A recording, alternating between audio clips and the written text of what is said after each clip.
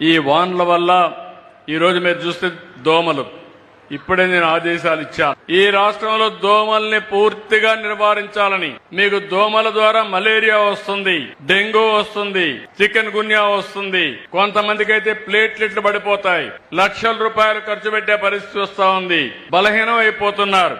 అందుకే ఈ రోజు డ్రోన్స్ కూడా ఉపయోగించి ఎక్కడికక్కడ ఈ మస్కిటోని పూర్తిగా నిర్మూలించే కార్యక్రమానికి కూడా శ్రీకారం చుట్టాం. మామూలుగా మనం ఒకప్పుడు ఫాగింగ్ ఇచ్చేవాళ్ళం, యాంటీ లారల్ ఆపరేషన్లు చేసేవాళ్ళం.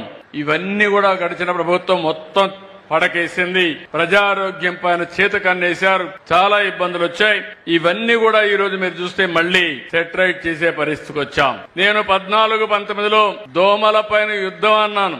యుద్ధం అంటే నన్ను ఎగతాళి చేశారు. అంటే ఇప్పుడు కాదు, నేను ముఖ్యమంత్రి అయినప్పటి నుంచి మొదటి నుంచి మీరు చూస్తే ప్రభుత్వం యొక్క ప్రభుత్వాల అసమర్థత వల్ల అంటువ్యాధులు వస్తున్నాయి. నీళ్లు సరిగా ఇవ్వకపోతే ఆ నీళ్లలో మురికి నీళ్లు కలిసిపోయి ఓసారి బోర్లో వచ్చే నీళ్లన్నీ కూడా కంటామినేషన్ అయిపోయి అనేక అంటువ్యాధులు వస్తున్నాయి. జీఈ గాని ఇలాంటి రోగాలు వచ్చే పరిస్థితి వస్తుంది.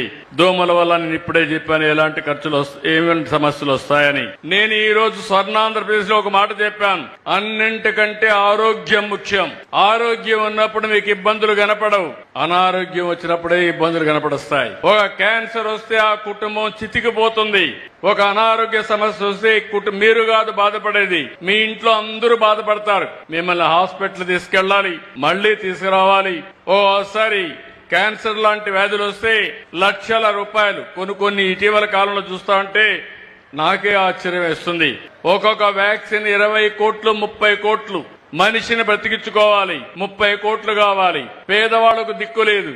అలాంటి సందర్భాలు వస్తున్నాయంటే మన ఆరోగ్యం పైన దృష్టి పెట్టవలసిన బాధ్యత మీ అందరి పైన ఉంది. అందుకే ఈ ప్రభుత్వం చాలా స్పష్టంగా ఉన్నాం. పేదవాడి ఆరోగ్యం కోసం ఏం చేయాలనో చేస్తాం. రాబోయే ఇప్పుడే చినరాజప్ప గారు చెప్పారు, ఇక్కడ ఒక 100 పడకల ఆసుపత్రి అవసరమని. ప్రభుత్వం కొత్త పాలసీ తీసుకొస్తున్నాం. ప్రభుత్వ ఆధ్వర్యంలోని ప్రైవేటు వ్యక్తులు మేనేజ్ చేసేట్టుగా 100 పడకల ఆసుపత్రి ఈ పెద్దాపురంలో పెట్టించే బాధ్యత తీసుకుంటామని మీ అందరికీ హామీ ఇస్తున్నా.